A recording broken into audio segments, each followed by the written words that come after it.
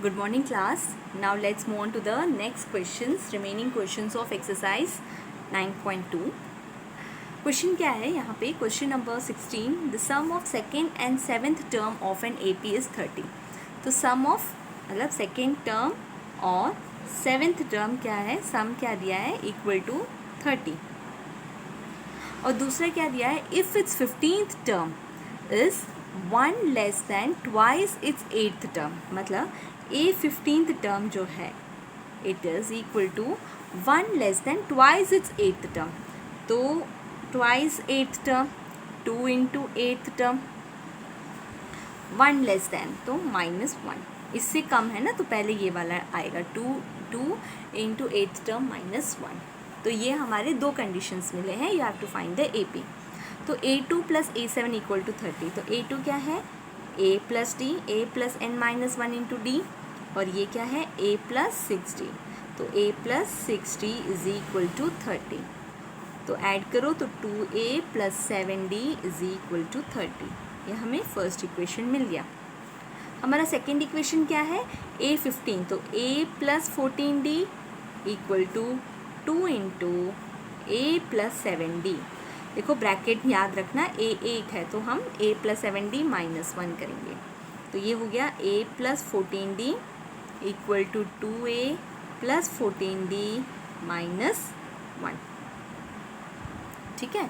तो यहाँ से हमें क्या मिलेगा, अगर मैं इसे सॉल्व करूँगी तो ये मुझे मिलेगा A माइनस 2A, मैं यहाँ लेके जा रही हूँ, plus 14D minus 14D is equal to -1. तो 14D माइनस 14D कैंसिल हो गया.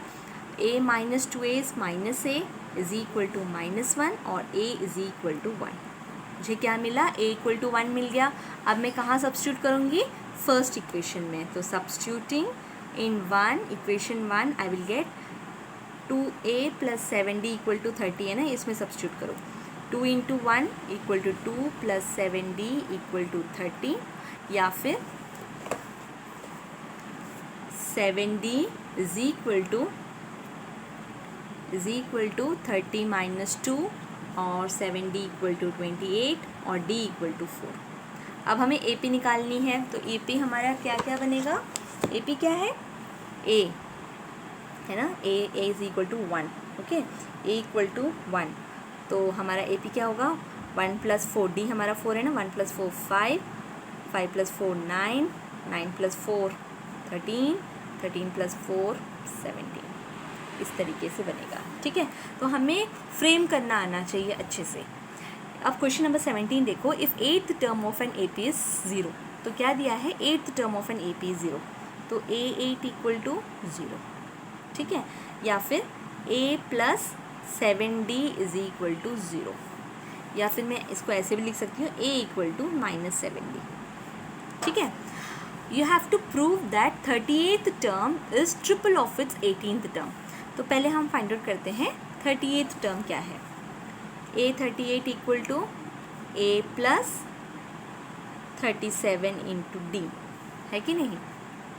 अब मुझे क्या पता है, A इक्वल टू -7D पता है ना, तो मैं यहाँ पे -7D सब्स्टिट्यूट करूँगी प्लस 37D. तो this is equal to what, 30D है कि नहीं, 30D. अब क्या करूँगी, 18th टर्म फाइंड आउट करो. A18 equal to A plus 17D. A क्या है, -7D plus 17D which is equal to 10D. अब देखो A38 इक्वल टू 30D हमें मिला और A18 इक्वल टू 10D. तो 38 क्या है, 3 टाइम्स 3 इंटू 30 बन जाता है ना. Therefore A18 equal to A38 equal to 3 into A18 है ना. अगर मैं इसको इस तरीके से लिखूँगी तो यही तो आएगा 30D है ना, 3 टाइम्स. तो यही हमने प्रूव करना है. तो 8th टर्म से हमें मिला A इक्वल टू -7D. फिर हमने इसमें सब्स्टिट्यूट करा और हमने फाइंड आउट किया. ठीक है.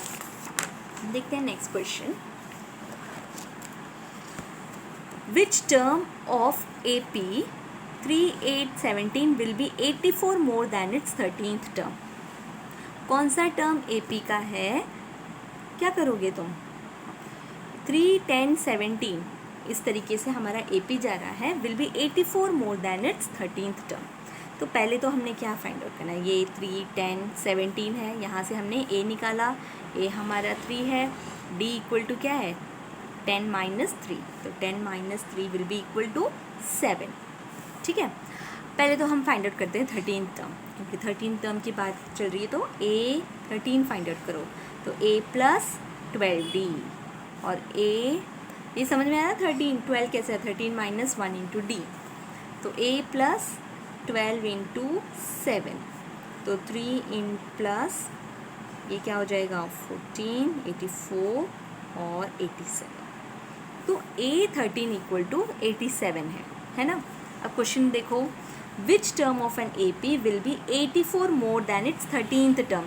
तो 13th टर्म में 87 है, उसके साथ 84 मिलाओ प्लस 84, तो बोल रहे हैं कि कौन से टर्म की वैल्यू 164 होगी। ठीक है, कौन से टर्म में 164 की वैल्यू आएगी, तो AN equal to A plus n minus 1 into D. हमें AN पता है 164, हमें फाइंड आउट करना है कि कहाँ पे आएगा, तो A हमारा 3 है plus n minus 1 into D हमारा 7 है, तो 164 equal to 3 plus 7n minus 7, और 164 इक्वल टू ये 7n minus 4, 168 equal to 7n मैं यहाँ लेके आ रही हूँ, और n equal to 168/7 which is equal to 24। तो 24th टर्म में हमारी वैल्यू आएगी 164। Are you able to understand what is the question given here. तो यहाँ पे हमने A और D फर्स्ट फाइंड आउट कर लिया, फिर हमने क्या पूछा 13th टर्म से 84 ज़्यादा वाला कौन सा टर्म में आएगा। तो पहले हमने 13th टर्म की वैल्यू निकाली, वो आया 87, उसमें सिर्फ 84 ऐड किया और nth टर्म फाइंड आउट किया। ठीक है, question number 19, if the nth term of an AP are 975, और दो टर्म्स दिया है, इस टर्म मतलब दो AP दिया है 975 और ऐसे ही 24, 21, 18, ये दोनों AP जो है वो सेम है, find the value of n। ठीक है, तो हमें क्या nth टर्म इन दोनों की सेम है कह रहे हैं, तो पहले तो देखो 975, इसका AP क्या होगा, मतलब nth टर्म क्या होगा, A इक्वल टू 9 है और B क्या है, D equal to 7 minus 9 which is equal to -2, तो AN क्या होगा, AN equal to A plus n minus 1 into D, और A क्या है 9 प्लस n माइनस 1 इंटू -2, और 9 माइनस 2n प्लस 2, समझ में आ रहा है, बस मैं मल्टीप्लाई कर रही हूँ, -2n plus 2 that is -2n प्लस 11।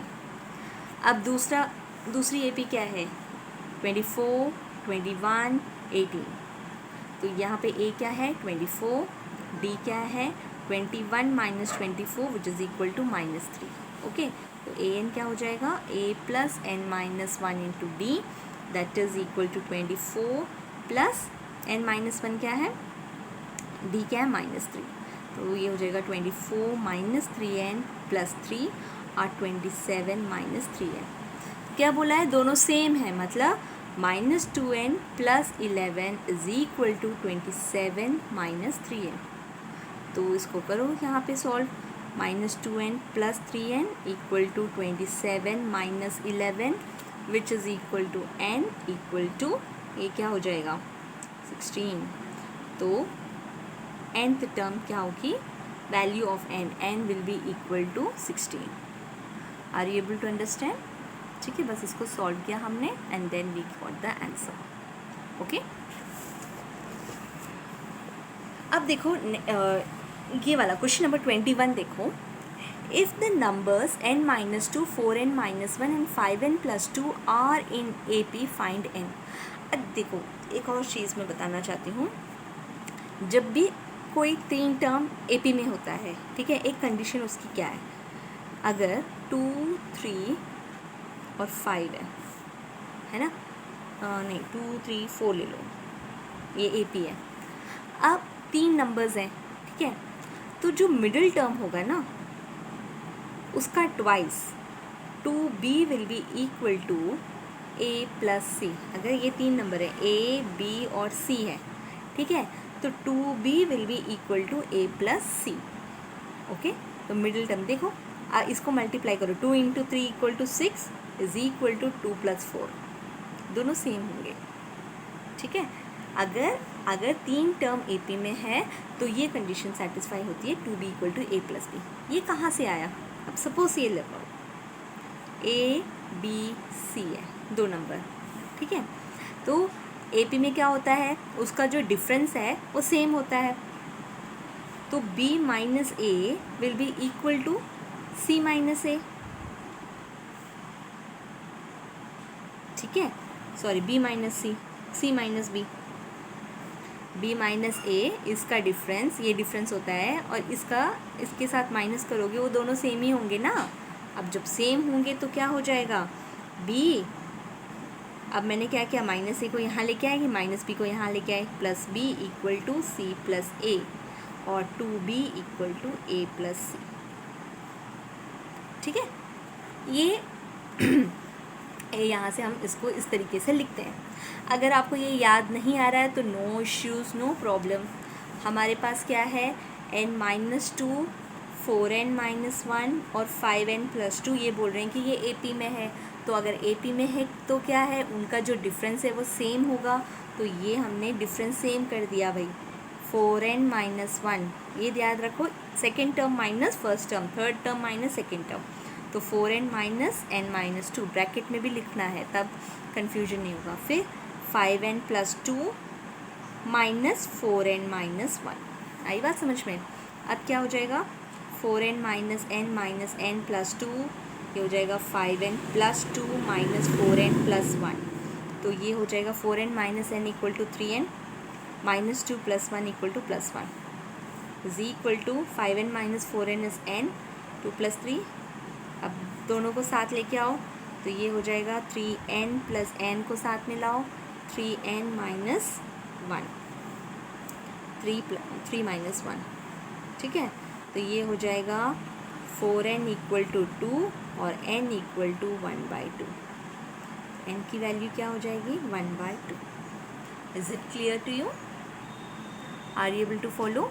हमने क्या किया, इसको बस इसके साथ माइनस किया, इन दोनों का सेम होता है ना, ए पी में है तो इनका डिफरेंस सेम होगा, तो इसका डिफरेंस और इन दोनों का डिफरेंस सेम है, तो 4n-1 माइनस n-2, बस इसको सिंप्लीफाई किया और n को एक साथ लेके आए और इसको सॉल्व कर दिया। Is it clear to you? I hope. अब मैं ये वाला क्वेश्चन कराती हूँ। Next type of question is, इस टाइप के क्वेश्चन मोस्टली पूछे जाते हैं, the sum of 3 numbers are in A P, sorry, sum of 3 numbers in A P is 3, तो 3 नंबर्स हैं ए पी में, ठीक है, और उसका जो सम है वो 3 है, एंड द प्रोडक्ट इज़ -35। अगर इस टाइप के क्वेश्चंस आते हैं तो तुमने क्या कंसिडर करना है, numbers to be a - t, a + t, ये विदाउट फेल इसको याद कर लो, ठीक है। हमें तो पता है ना, अगर a है तो d से ये थोड़ा कम होगा और ये d से ज़्यादा होगा, ये तो है ही, ऑब्वियस की बात है। अगर इसका डिफरेंस 1 है तो ये 3 है, ये a लिया तो 3 - 1, 3 + 1, इस तरीके से ही होगा। तो यहाँ पे कॉमन डिफरेंस कुछ भी हो तो a - t, a + t, इस तरीके से है। सम दिया है 3, तो add them, a - t + a + t equal to 3, so you will get 3a is equal to 3 और a is equal to 1, okay. और क्या दिया है, प्रोडक्ट इज -35, तो product is -35, a - t into a + t equal to -35, यहीं पे 1 substitute करो, a substitute करो, तो 1 - t इंटू 1 + t, ये 1 है ना, तो ये क्या हो जाएगा 1² a - b into a + b is equal to a² -b², तो यहाँ पे क्या आ जाएगा 1² - d² इक्वल टू -35 और d² इक्वल टू 36 और d इज इक्वल टू ±6, ठीक है। अगर d + 6 होगा तो यहाँ पे सब्स्टिट्यूट करो, 1 है, 1 - 6, a हमारा 1, ये हो जाएगा 1 + 6, a 1 - 6, इस तरीके से -517। अगर d -6 है, इसमें सब्स्टिट्यूट करो, you will get this, okay. I hope you are understanding.